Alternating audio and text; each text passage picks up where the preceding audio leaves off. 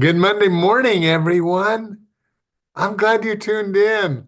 I didn't know if you would because we finished Purpose Driven Life last week, except in the newer editions, Pastor Rick added two more chapters. And they weren't even in the book I had and I was going through, but they may well be in the book that you have. So I got a copy of that edition. It's white and it's kind of, I'm not sure which is the subtitle, Purpose Driven Life, or what on earth am I here for?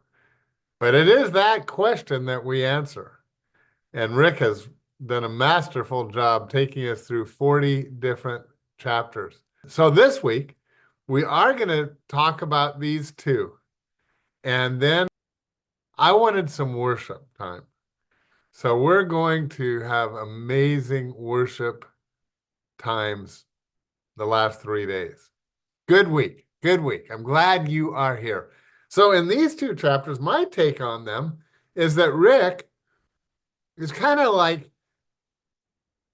giving us tips for life, things that he has observed and that are so important that if we're to have a full purpose driven life, doing those 40 chapters, we must also get these things right. And the one for today is on envy and on envy. And the Bible is clear, as that first verse that he says, a heart at peace gives life to the body, but envy rots the bones. Proverbs 14.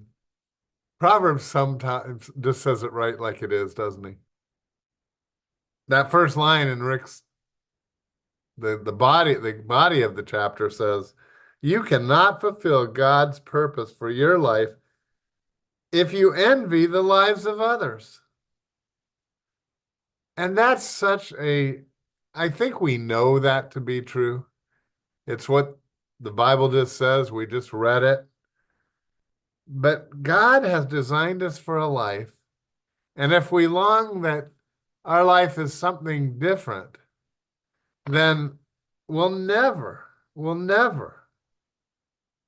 be all we can be. Now, on the second page, right about where it says day one, the envy trap, I think it's really an important thing to read there. The worst part of envy is that it is an insult to God. I'd never thought about that.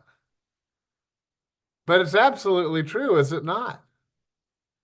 If we're saying we desire such and such, our life to be like that, or to have that item, whatever, then aren't we saying, well, God, you made a mistake in my life and not giving me that, or making me like that, or giving me that skill like somebody else has? Wow. God, you made a mistake. And certainly we would all recognize that to be sin, to say such a thing. You know, it's so important that God put it in the Ten Commandments. Number 10 says, you shall not covet. You shall not covet. You don't want to just be longing for something else. I put up this picture of boats behind me because when I was younger, and I mean all the way, I'd say through high school, I always wanted a boat. And I would take Yachting Magazine. I don't even know if it still exists, but Yachting Magazine, and it was full of pictures of boats. And it would have maybe 40 pages of yacht brokerage selling maybe 20 yachts on their page. And this is telling to me. Talk about not following this commandment. I would go through those pages, and my game with myself was, which yacht would I want if money were no object? And it wasn't always the biggest or something, but that was my game. Like like practicing coveting. Okay, that was before I was a believer. Give me that. Give me that. But I'm certainly capable of that anyway. You know, wanting the next biggest or the best or the newest. Rick gives steps to eradicating envy. And if you're following in the book, let's turn to that because that's what I need. Although I will say it's not that much of a problem anymore. It's just one of the things that God has worked in my life, but I need this warning. I do. And maybe you do. I don't know. But Rick has it in his book, so he obviously believes it is a big issue. Number one, stop comparing yourself to others. Comparing either leads to pride because we have better than them or envy, and neither one is good. Why don't I have that? No, it does not work. Comparing. That's something I'm glad we're reminding ourselves of today because I need to be reminded. It's an easy trap to fall into, is it not? Yes. Number two, he says, celebrate God's goodness to others. Boy, that's a big one. And the verses, rejoice with those who rejoice and weep with those who weep. Rejoice with those who rejoice. And remember to celebrate. When they get excited about something good, let's get excited about something good. I don't know how many times I've had a friend say, oh, I got this new car and, come out and see it. And I go out and I'm excited for them. I truly am because they're excited. Number three, be grateful for who you are and whatever you have. Gratefulness, thankfulness. I'm reminded the verse says, give thanks in all things.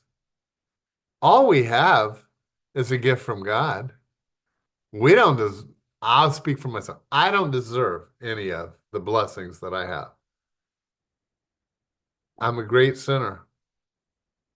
But God has great mercy and a great love for us and a great, in 1 Corinthians 4:7, right after it says be grateful, he says, isn't everything you have and everything you are sheer gifts from God? So what's the point of all comparing and competing? You already have all you need.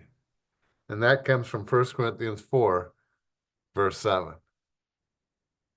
I do. I have all I need. And I'm thankful for what I have.